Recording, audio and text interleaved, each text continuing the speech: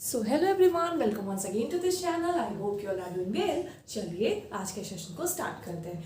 आज हम लोग बेसिकली बात करेंगे, कल के वीडियो में जो प्रीवियस वीडियो था उसमें मैंने क्या बताया था, फ्रॉग का जनरल इंट्रोडक्शन, जनरल कैरेक्टरिस्टिक्स, इतना बात हम लोग का हो चुका था। अब हम लोग बात करेंगे मॉर्फोलॉजी के बारे में। हेडिंग लगाइए मॉर्फोलॉजी ऑफ फ्रॉग। क्या लगाना है? Morphology of frog. मॉर्फोलॉजी का मतलब क्या होता है? मॉर्फोलॉजी यानी कि एक्सटर्नल अपीयरेंस। क्या होता है मॉर्फोलॉजी का मतलब? External appearance.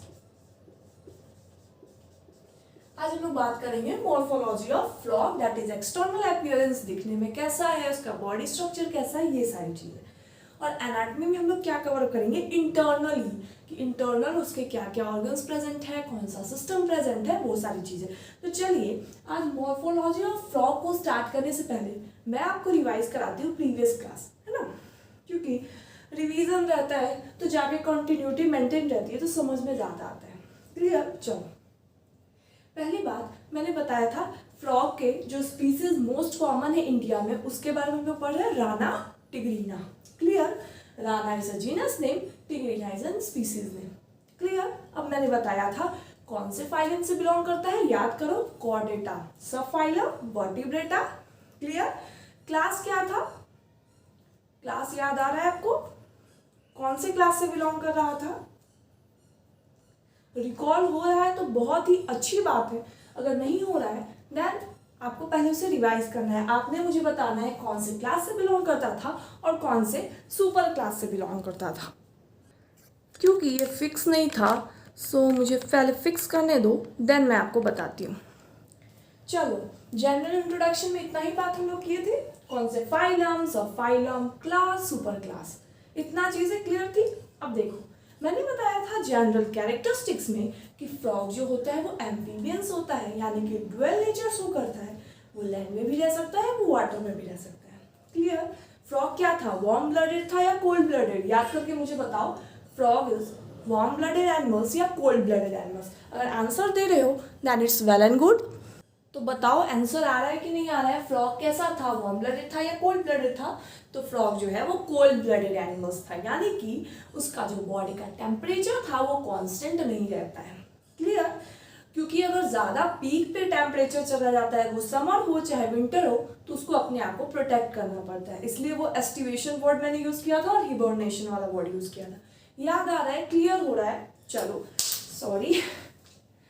चलो, अब हम लोग आएंगे मॉर्फोलॉजी ऑफ फ्रॉग। उतना चीजें रिवीजन हो गया, अभी तक तो हम लोग बस पिछले क्लास का रिवीजन किए। अब आते हैं टॉपिक पे।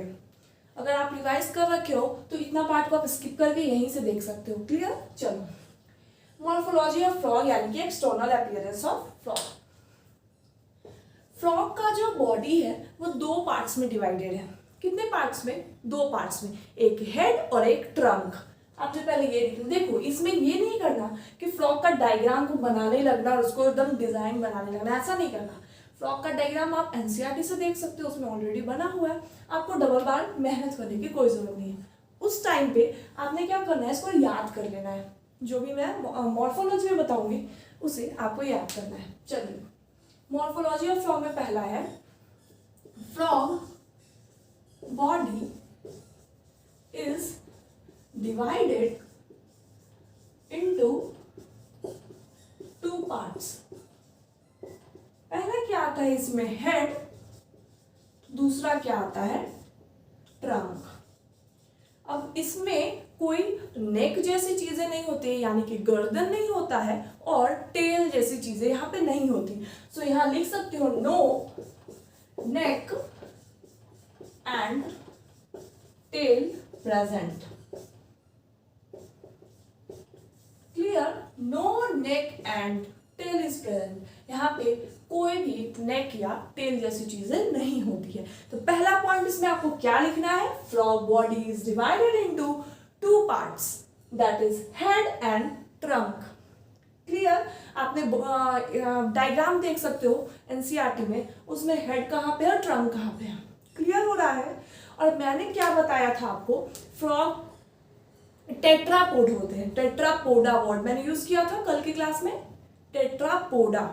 उसका क्या मतलब था, पहले आपको एक पॉइंट लिखना है, देन मैं दूसरा पॉइंट पे आती हूँ। तो चलो आप लोग याद करो, मैंने कल सुपर क्लास में आपको क्या बताया था कि फ्रॉग जो होते हैं वो टेट्रापोडा होते हैं। क्लियर? तो देखो टेट्रापोड,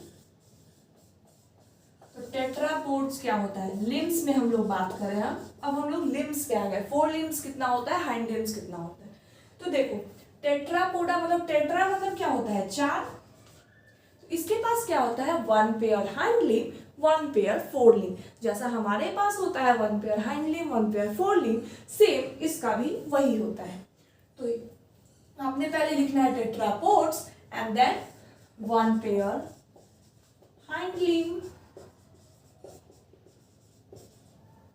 1 पेयर फोर लिम। अब किसी को इसमें तो डाउट नहीं है कि 1 पेयर हाइंड लिम्स मतलब कितना होगा, एक पेयर है इसका मतलब क्या, 2। सो 2 होगा हाइंड लिम्स, 2 होगा फोर लिम्स, टोटल हो गया 4 and that's why tetrapods. Clear? चलो अब ये बात करेंगे कि हाइंड लिम्स और फोर लिम्स का क्या यूज है।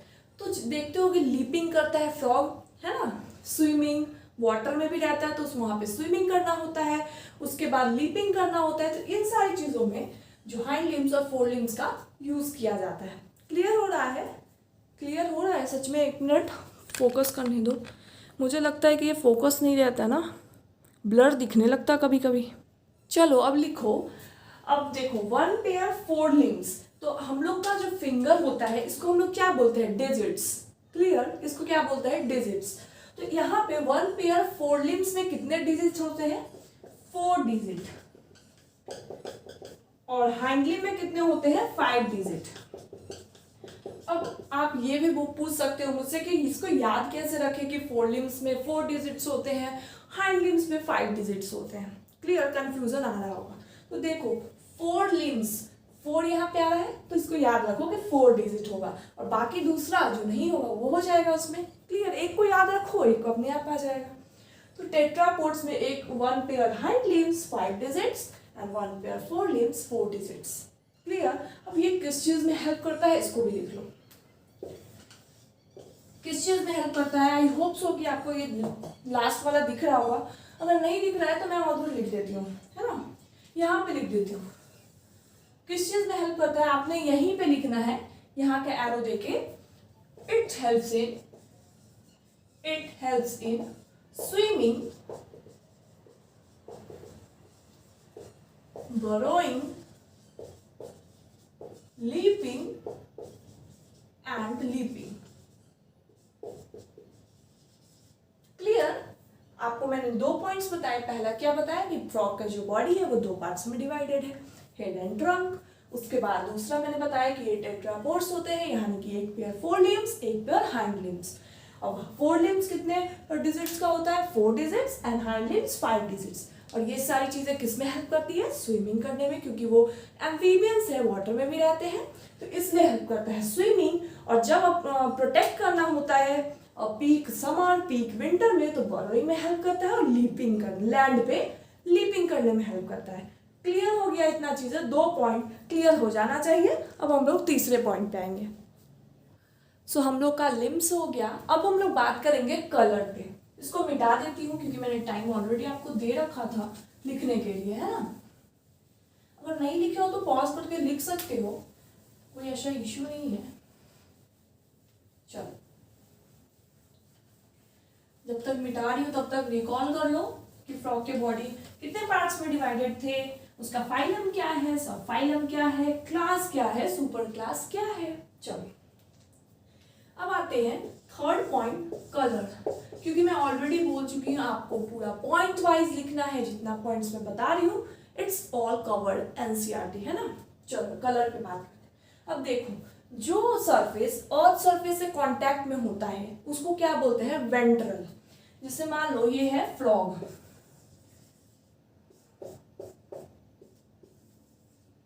ये है फ्रॉग, है ना।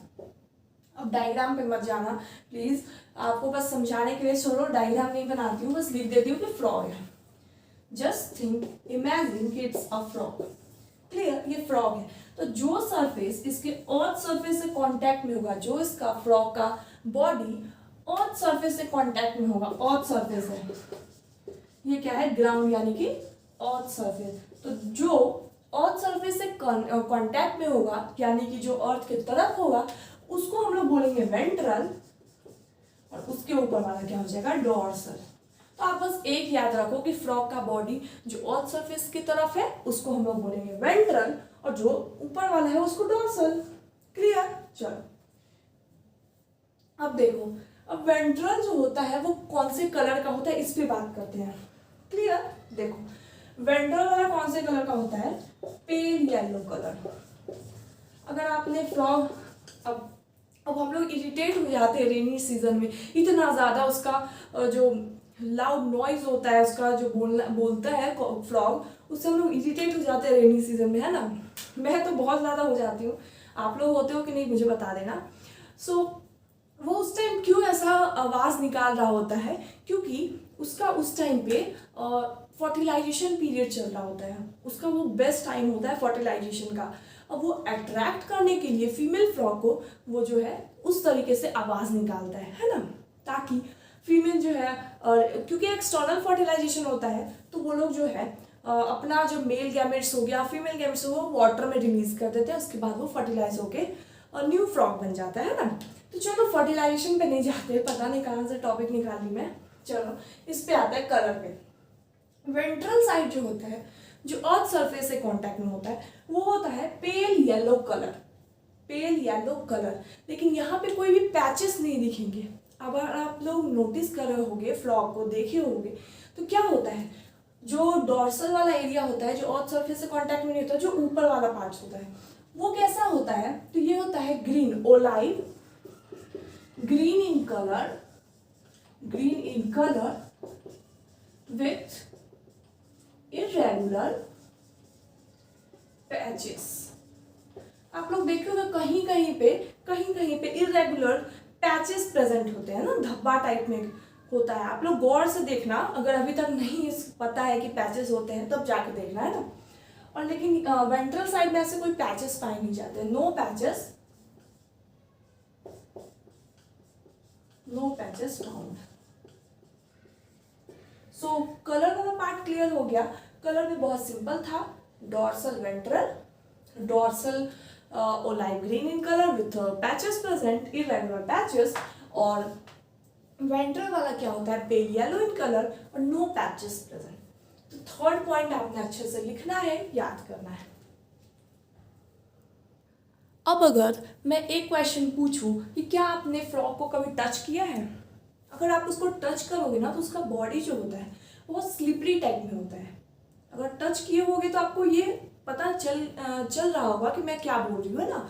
बॉडी जो है उसका स्लिपरी टाइप होता है, लाइक लगता है जैसे कि कोई फ्लूइड को टच कर रहा है। तो ये ऐसा क्यों होता है उसके बारे में देखते हैं। यहाँ पे लिखो,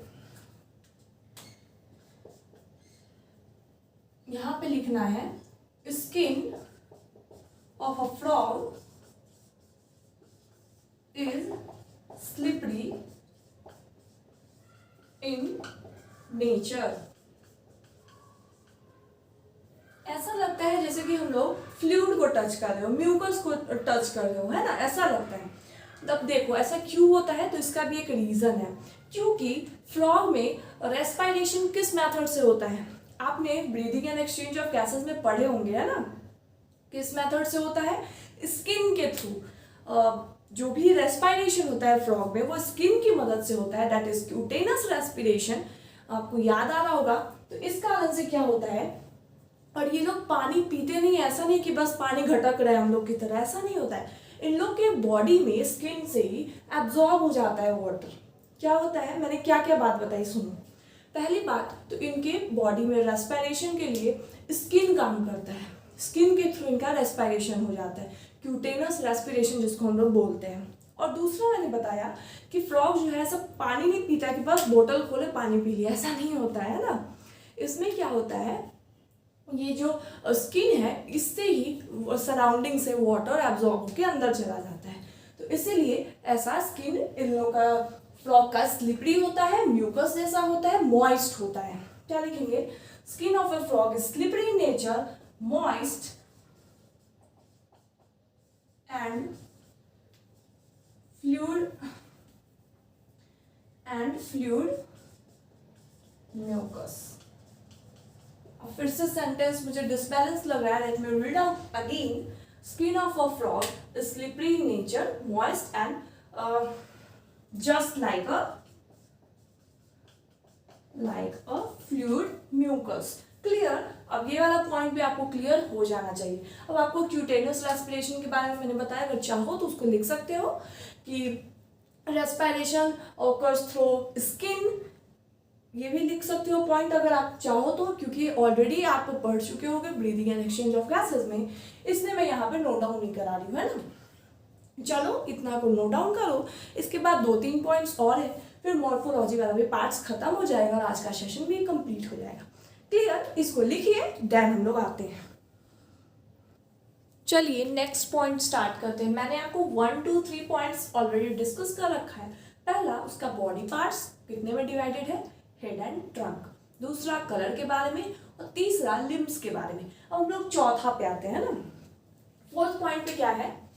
A pair of simple eyes present inside orbit of skull। इसका मतलब क्या हुआ? अब देखो, ऑर्बिट यानी कि जैसे हमारा आई कहाँ प्रेजेंट है, यहाँ पे एक जगह बनाई हुई है, वहीं पे प्रेजेंट है ना। कहीं पे भी तो आई नहीं आ रहा है, या फिर हर चीज की स्पेसिफिक जगह यहाँ पे ऑर्बिट जैसा भी है, वहीं पे हमारा आइज प्रेजेंट है ना।